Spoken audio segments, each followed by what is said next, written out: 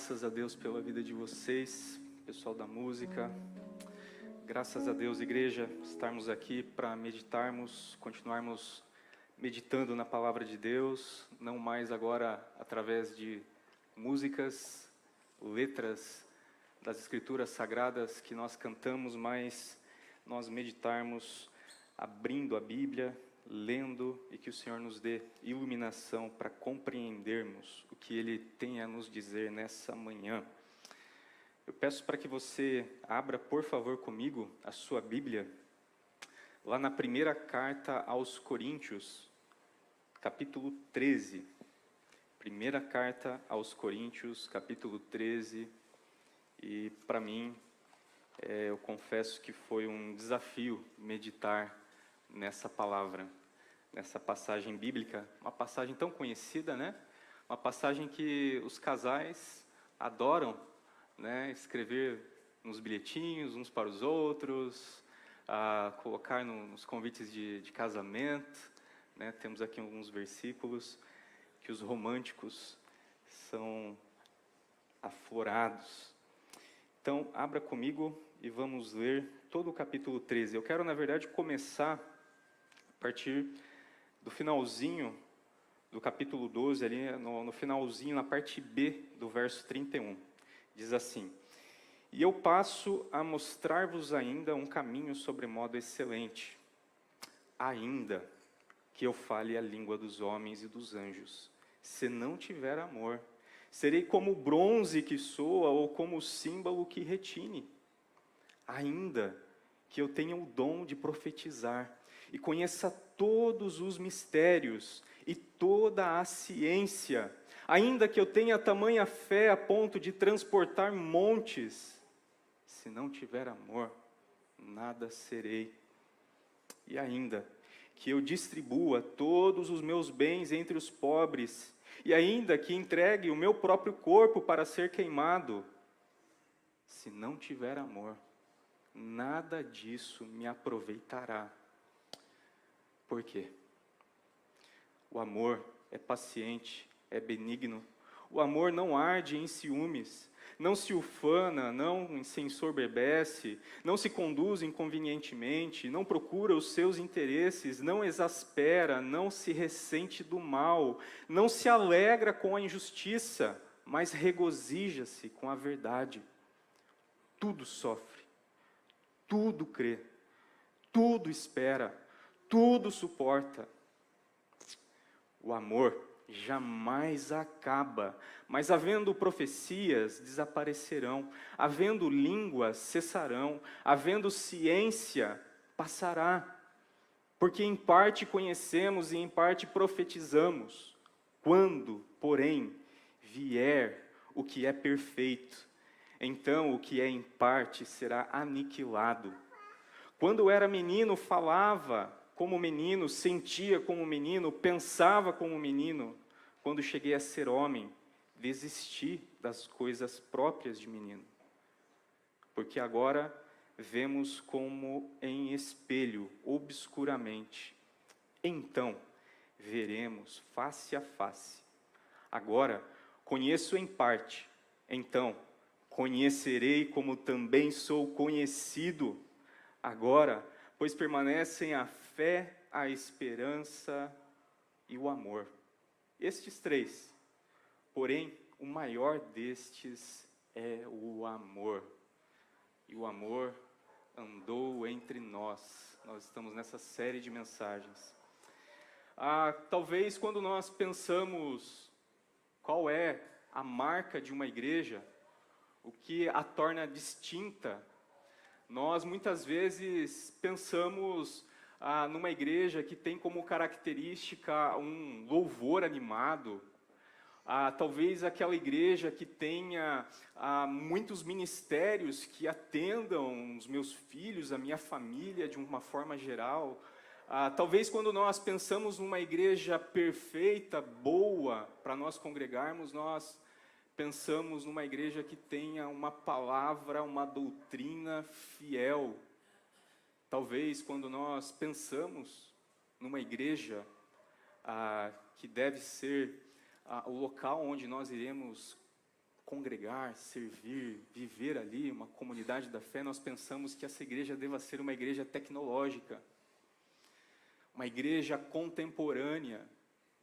Mas o que é, na verdade, ou quais são, na verdade, as características de uma igreja verdadeira, de uma igreja que tem o dono sendo o Senhor Jesus?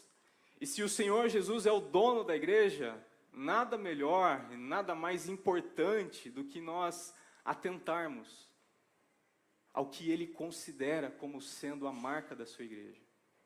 Eu falo isso porque quando nós olhamos para a igreja dos Coríntios, nós percebemos que aquela igreja, ela tinha diversidade de dons, ela tinha diversidade de ministérios.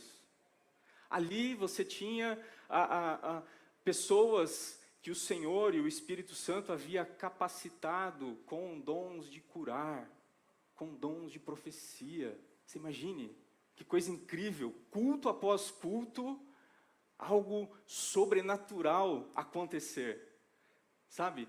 E muitas vezes, nos nossos dias de hoje, não é isso que nos atrai a nós visitarmos, buscarmos a Deus em uma determinada igreja, o espetáculo do poder de Deus ali operando. E quando nós olhamos para essa igreja, ela era bem servida de todos os dons. Mas será que ela era uma igreja com a característica marcante, com o distintivo marcante de uma igreja cristã? Porque, eu não sei você, mas, por exemplo, um policial, quando ele quer se identificar, ele te aborda, o que ele faz? Ele tira, muitas vezes, o seu distintivo e apresenta a você e a mim. Ele fala, está aqui, olha, isso é quem eu sou. Esse distintivo, essa marca, é quem eu sou. E qual é, então, a marca distintiva da igreja do Senhor Jesus? Nós vemos aqui que Paulo, ao começar a expor o capítulo 13, é muito interessante porque o capítulo 13, ele se torna o ponto focal, é a essência daquilo que ele quer transmitir àqueles irmãos e àquelas irmãs. Porque no capítulo 12 e no capítulo 14, ele trata sobre os dons espirituais. Ele trata como aqueles dons deveriam ser utilizados, como aqueles irmãos deveriam valorizar a diversidade. Não tem alguém mais importante ou menos importante por causa de um dom específico na igreja. O pastor não é mais importante do que aquele que zela pela limpeza da igreja. Aquele que canta não é mais importante do que aquele que está lá regulando o equipamento técnico lá em cima. E Paulo começa a descrever todas essas coisas que estavam causando divisão entre aquele povo. Todas aquelas coisas que estavam causando uma divisão e a unidade daquela igreja estava sendo dilacerada. Na carta aos Coríntios ele vai dizer, olha, vocês estão malucos? Vocês consideram uns de Paulo, outros de Apolo? Mas foi Deus quem levantou ambos para a edificação do reino, para crescimento da igreja. Então, quando ele trata o capítulo 13, ele quer nos apresentar aquilo que é superior, aquilo que permanece para sempre, aquilo que não se desfaz com o tempo, aquilo que não acaba jamais. E ele começa a nos contar sobre a possibilidade de haver alguém que falasse todos os idiomas possíveis da terra, dos homens. Você conhece alguém que é poliglota, que fala mais de 2, 3 línguas? Uma vez, eu conheci num encontro de jovens da federação, um rapaz que falava 5 idiomas, se eu não me engano. Eu fiquei encantado, espantado, como que a mente dele consegue conciliar tantas regras gramaticais, tantas coisas diferentes. Se eu não me engano, ele é um jovem lá da central, da igreja de Tatuí, é o André, se não falha a memória, né? E eu fiquei fascinado, porque ele conseguia e tinha a habilidade de falar muitos idiomas. Agora você imagine alguém, você conhecer alguém que consegue falar todos os idiomas possíveis que existam na Terra, desde aqueles mais esquisitos, desde dos idiomas das tribos indígenas que ainda nem foram, talvez, descobertas. Você imagine o quão essa pessoa, para os olhos humanos, seria especial. E aí Paulo, ele diz, mas de que adianta se houver alguém com essas capacidades, mas ele não tiver amor? Ele fala, olha, ainda que eu fale a língua dos homens, as línguas dos homens, e mais, eu fale a língua dos anjos, eu venha conhecer a língua dos anjos. Se não tiver amor, de nada vale. Eu serei como um bronze que soa, como um símbolo que retine, como um objeto que emite som, mas que não comunica. Ele está usando de uma hipérbole, de uma linguagem de exagero nesses primeiros versículos, exatamente para dizer, se não houver amor, nada vale a pena. Nada sem amor vale a pena. O amor é o caminho a seguir. E aí ele continua dizendo, olha, imagine alguém que tenha o dom de profetizar, conheça todos os mistérios, tenha todo o conhecimento. Imagine alguém, uma pessoa, um homem, uma mulher, que você venha conhecer que ela saiba de tudo sobre física, matemática, biologia, química, sobre as física quântica, sobre a astronomia, que ela saiba e tenha o conhecimento de toda a ciência, que ela conheça tudo o que é possível conhecer. Essa pessoa não seria encantadora?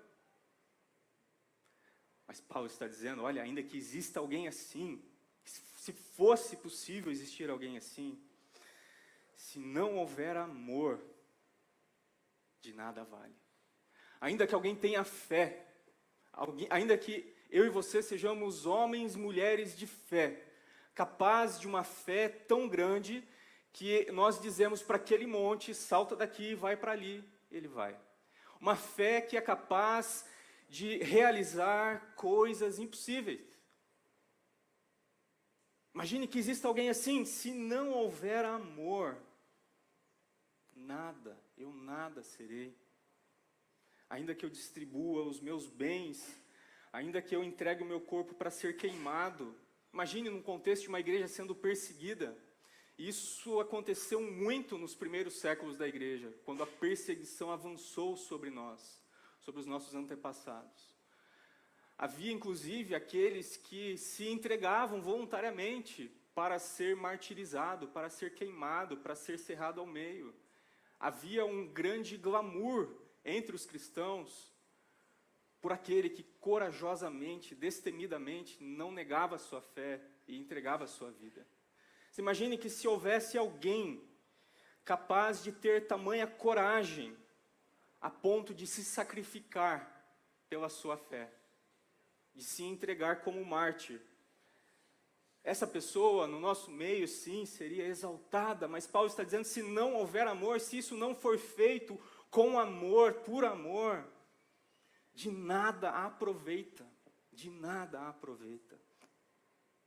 Então, Paulo, após ele nos informar de uma forma tão bonita, músicas foram feitas a partir desse início do capítulo 13.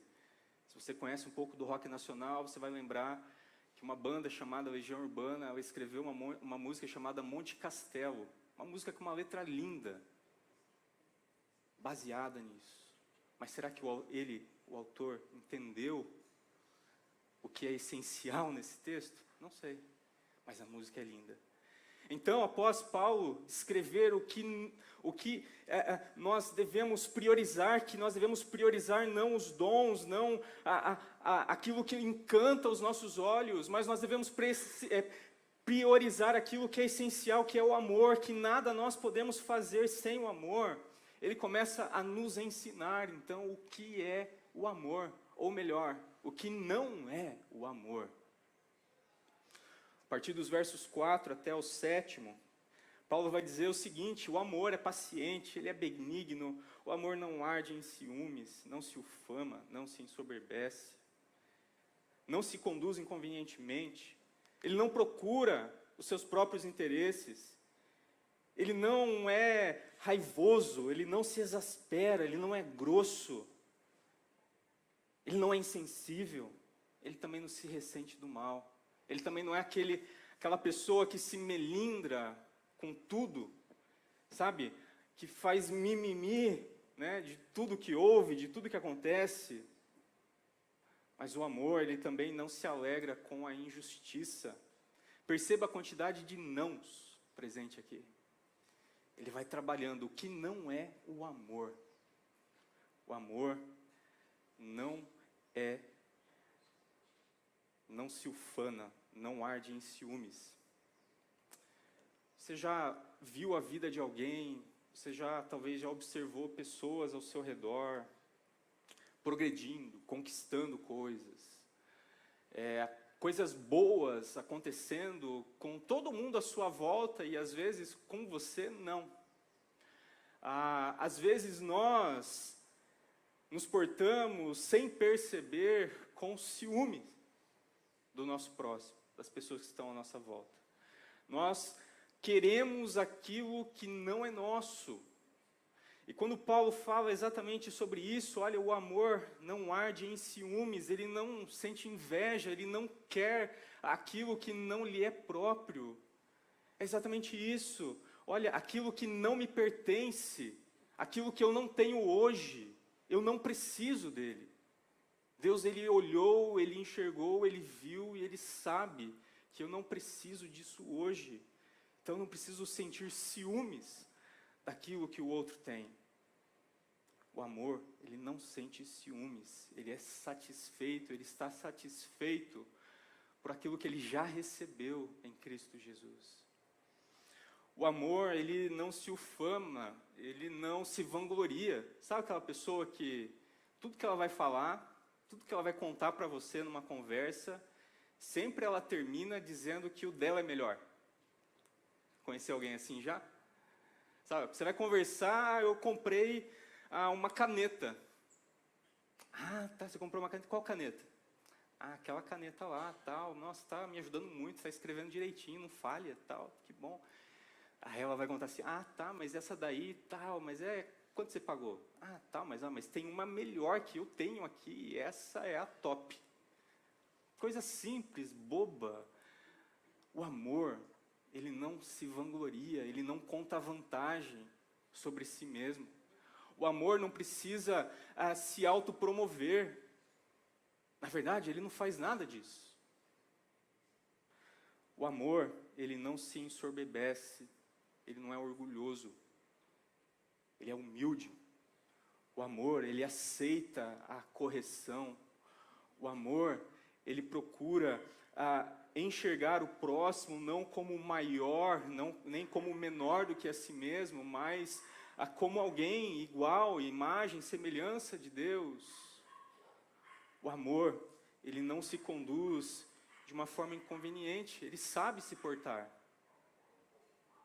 Ele sabe se conduzir nas situações. O amor não procura os seus interesses. E aqui pega, né?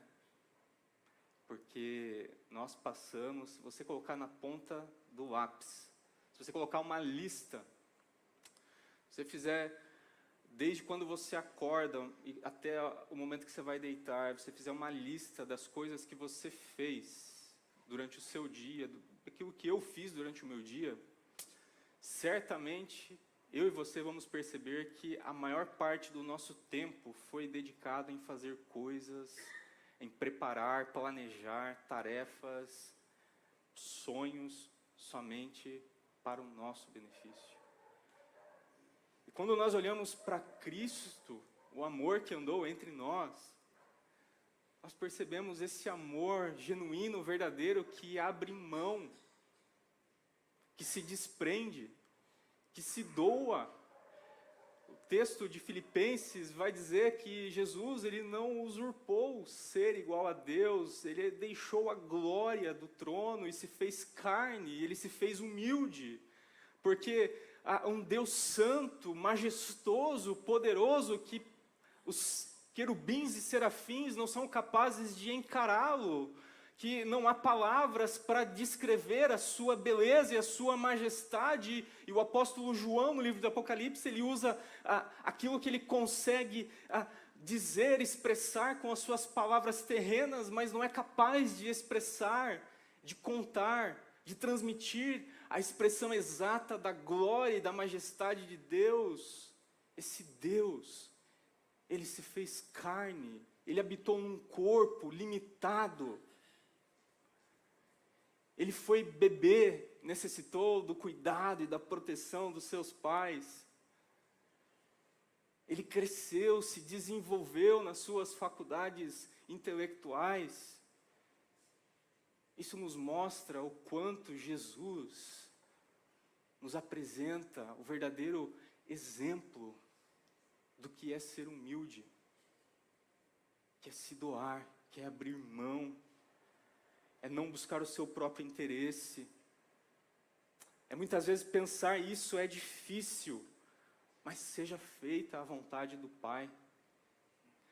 O amor, ele não busca os seus próprios interesses. Tudo isso é o que não é amor. Tudo isso é aquilo que não é marca de uma igreja verdadeira. O amor, ele também não fica raivoso, sabe aquelas pessoas irritadas o tempo todo? Aquelas pessoas que acordam dando chute na sombra, né? Aquelas pessoas que o tempo todo estão mal-humoradas, que o tempo todo respondem atravessado aquilo que estamos conversando, enfim, aquilo que é pedido e tudo mais. O amor não é assim.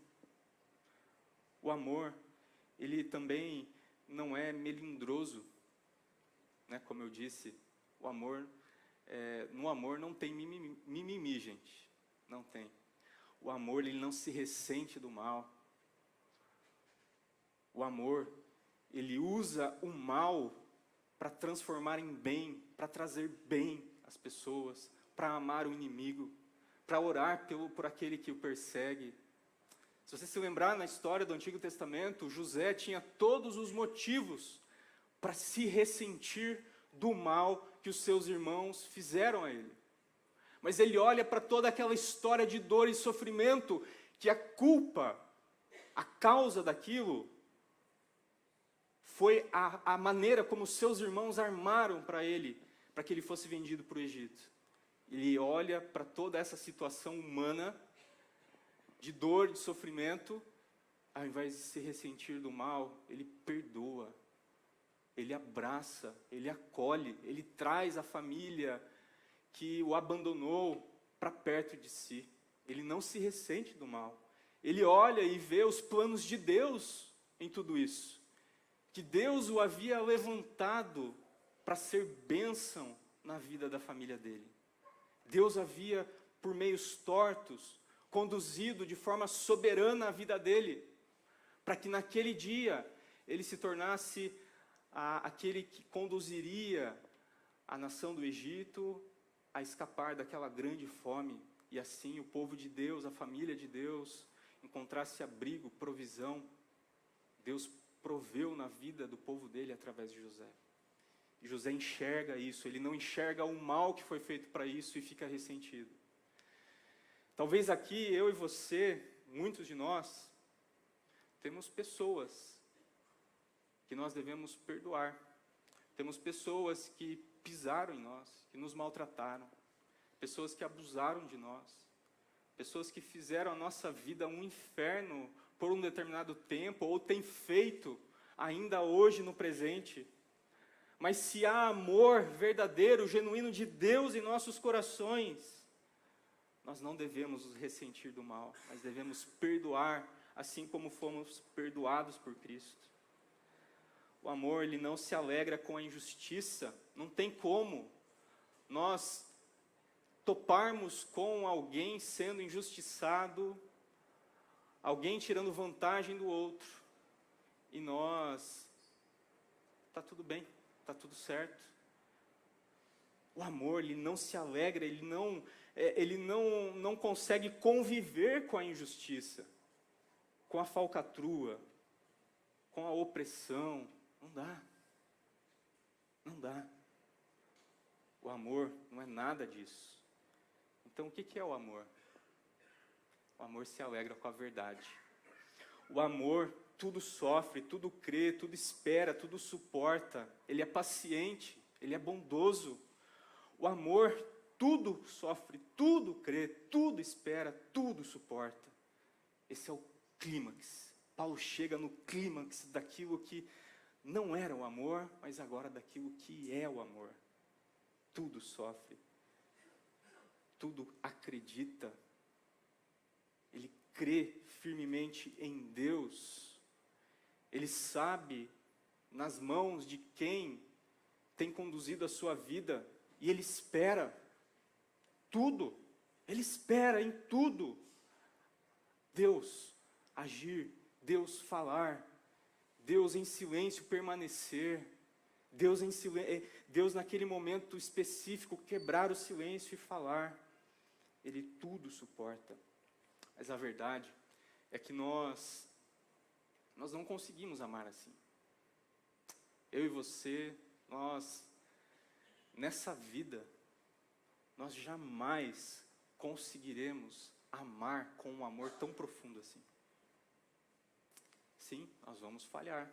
Sim, eu e você temos falhado na forma como nós amamos, na forma como essa marca da igreja, dos cristãos, é demonstrada ao mundo. Por exemplo, nossa cidade foi atingida por fortes chuvas, 2 meses atrás. As ruas aqui ao redor da nossa igreja foram destruídas. E nós viemos para o culto domingo, para as reuniões de sábado, dos jovens e dos adolescentes. O máximo que a gente fez foi orar. Deus, põe a mão aí e diminui a chuva. Mas e os entulhos nas frentes das casas desse bairro que a nossa igreja tem abraçado? Nós, como igreja, nós temos falhado em amar, em demonstrar ao mundo que o amor é a marca dos filhos de Deus. O apóstolo João disse isso lá na sua primeira carta. Se vocês amarem uns aos outros, o mundo saberá, as pessoas vão ver, essa é a marca, que vocês são filhos e filhas de Deus.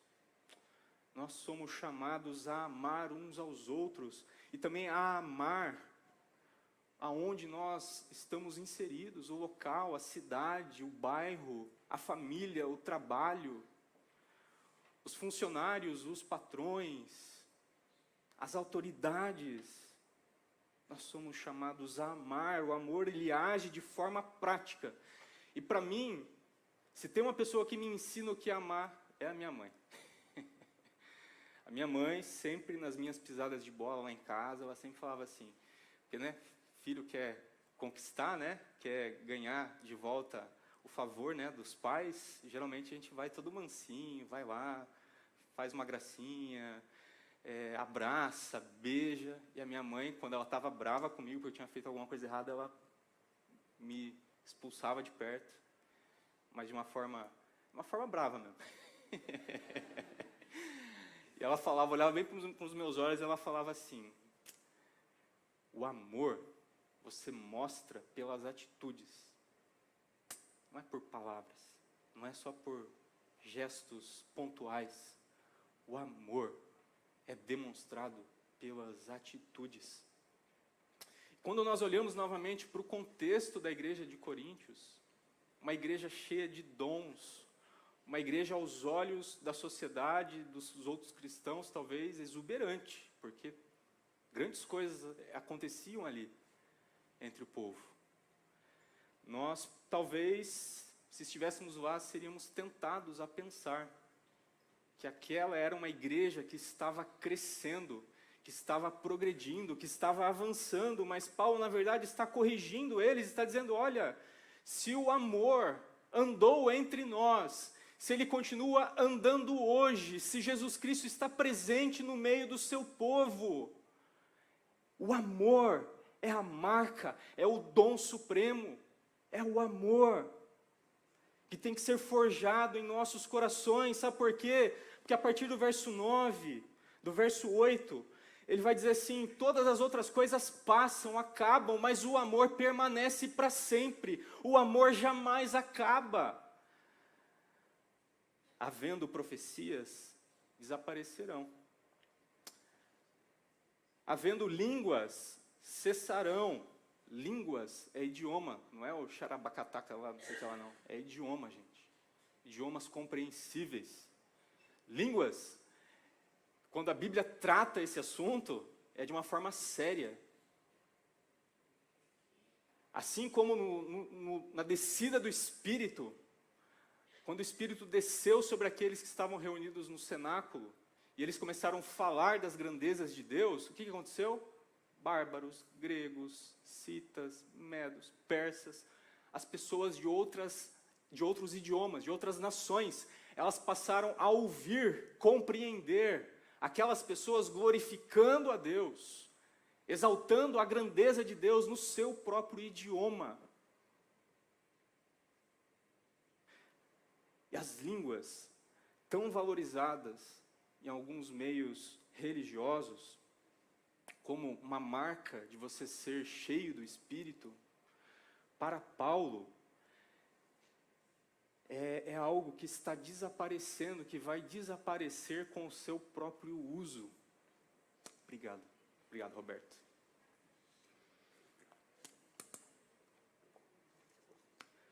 Perceba que, se você ler o capítulo 12, Paulo vai dizer que o dom de profecia é maior, o dom daquele que ensina, ele vai colocar o dom de línguas, o dom de idiomas, como o menor, sendo útil para um determinado fim, quando tem ainda alguém que interprete. Aí ele edifica a igreja, aí ele serve para um propósito. Mas, aqui, quando ele cita novamente, olha, profecia vai acabar, vai desaparecer. Quando ele cita línguas cessarão, a ciência, o conhecimento, o dom do conhecimento passará. Ele coloca somente esse verbo cessar numa linguagem que a gente chama no grego de voz média, ou seja, algo que eu realizo em mim mesmo. Ou seja, pelo meu próprio uso, pela minha própria utilização disso, algumas coisas desaparecem, caem em desuso. Sabe, quando você gasta o seu celular de tanto usar, a bateria já vai indo e vai acabando, e você tem que trocar aquele celular perde-se o uso. O que o texto bíblico está querendo dizer aqui é exatamente isso. Olha, profecias e ciência desaparecerão.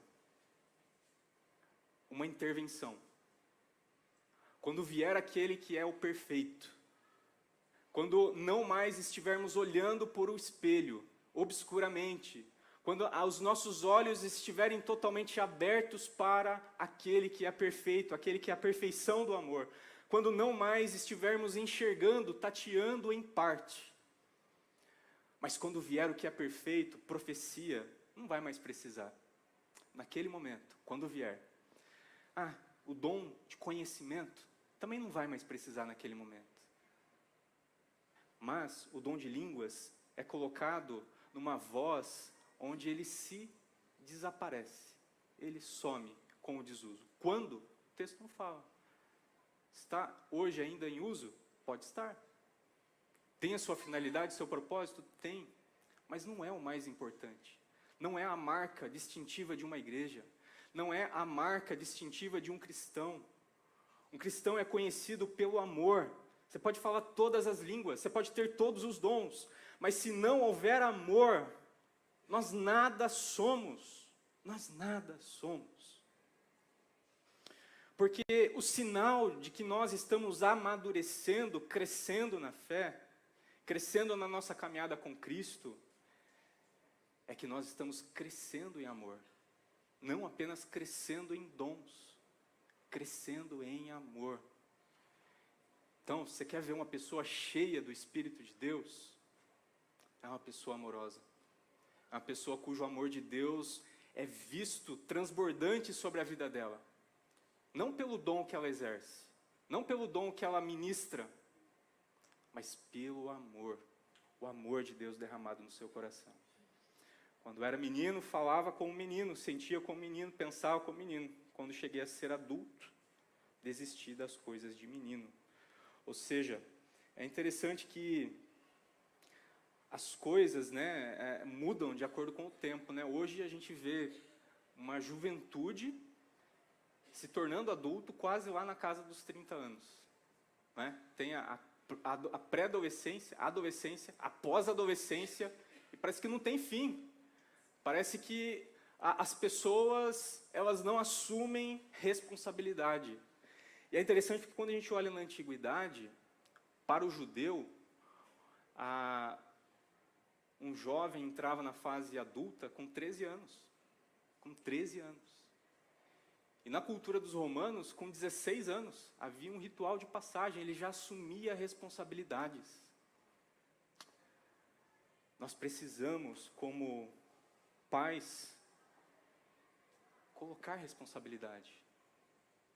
Não tratar filhos e filhas como alguém que é incapaz de assumi-las, mas cuidar para que eles assumam, cuidar para que eles cresçam no amor de Deus. E aí, Paulo vai caminhando para o final e ele continua dizendo, olha, o amor dura para sempre. O amor nunca desaparece, ele jamais acaba. E assim, permanece esses três, lá no verso 13. A fé, a esperança e o amor. Porém, o maior destes é o amor. Ele chega novamente no clímax de todo o capítulo 13. A conclusão final, depois de demonstrar que dons são úteis, são dados por Deus, são bênçãos, são dádivas necessários para o crescimento, o desenvolvimento, a edificação da igreja. Mas se esses dons forem usados sem o amor, para nada serve. Nada sem o amor, é a primeira coisa que nós aprendemos aqui. Depois ele nos ensinou aqui o que não é o amor, para daí dizer o que é o amor. Essa é a segunda coisa que eu aprendo nesse texto, lá dos versos 4 ao 7. E na parte final, do verso 8 até o final, que o amor dura para sempre, o amor nunca acaba.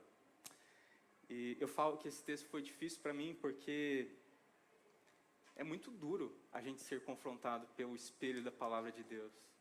É muito duro a gente olhar para o espelho da palavra de Deus e perceber que a gente tem falhado em amar os nossos próximos, familiares, amar os nossos irmãos da forma que Deus nos chama para amar.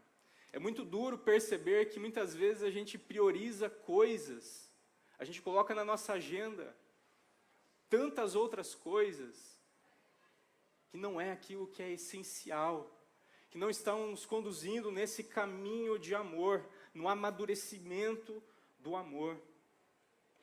Mas nós temos a certeza de que o Senhor está conosco, de que o Senhor Jesus, Ele prometeu que Ele nos transformaria à sua imagem. Paulo fala isso lá no capítulo 8 de Romanos. Deus nos predestinou para sermos conforme a imagem do seu Filho, a imagem do amor. Nesse texto, o amor, ele é personificado, ele tem características pessoais. O amor, ele é tratado como uma pessoa, o que é perfeito. E o amor realmente é uma pessoa. O amor perfeito, o amor com todas essas características é Jesus, aquele que nos alcançou, e aquele que nos desafia agora a olharmos para a nossa vida e dizermos a Ele, reconhecermos diante dEle que não devemos fazer nada sem o amor, que devemos reconhecer na nossa vida aquilo que nós temos feito que não tem nada a ver com o seu amor, e que nós devemos confiar, nós devemos nos estabelecer, firmar os nossos pés em algo que jamais acaba, em algo que jamais perece, que é esse amor. E devemos amar assim uns aos outros, para que o mundo conheça Cristo, veja Cristo em nossas vidas, veja Cristo nas nossas igrejas. Amém? Irmãos, que Deus me ajude de todo o coração, que Deus te ajude. Eu te convido nesse momento a orar comigo. Pai, nós te agradecemos pelo tempo, pela tua palavra, Pai. Quando nós chegamos próximo ao mês que nós comemoramos, assim, a morte do teu filho, esse amor tão louco, esse amor capaz de se entregar por aqueles que eram seus inimigos, que somos nós, Pai. Ó Pai, o teu amor, ele é tão grande, ele nos constrange, Pai, ele nos atrai. O teu amor é poderoso, Senhor. É a única coisa capaz de transformar as nossas mentes e os nossos corações, Pai. Ó Deus, nos ajuda a sermos uma igreja, um povo, a sermos pessoas que seguem a Ti e que têm como o amor a marca distintiva. Aquilo que nos distingue de todas as coisas, ó Pai, nessa terra, que seja o amor, nada mais. Não a nossa conta bancária, não, Pai, as nossas capacidades, não, Senhor, o nosso intelecto, não, Senhor, os nossos dons e talentos, não, Senhor, mas que seja o Teu amor que um dia foi derramado sobre nós, Pai. Nos ajuda a amar da forma como o Senhor nos amou, Pai, pelo menos numa parte, e crescer, Pai, degrau após degrau, nessa jornada do amor, Pai. O Pai, nos ajuda a não só reconhecermos que o amor andou entre nós e fez coisas incríveis, mas nos ajuda também a compreender que somos chamados a amar como Jesus amou. Ó Pai, nos ajuda a compreender que nós já recebemos esse amor e que agora nós temos que doar, dar, entregar. Nos ajuda, Pai. Nos ajuda a perdoar. Nos ajuda, Pai, a não nos portarmos inconvenientemente, mas com sabedoria, com mansidão. Nos ajuda, Pai, a tudo suportar, a tudo crer em Ti, a tudo esperar em Ti. Nos ajuda, Pai. Esse é o nosso pedido nessa manhã, em nome de Jesus. Amém.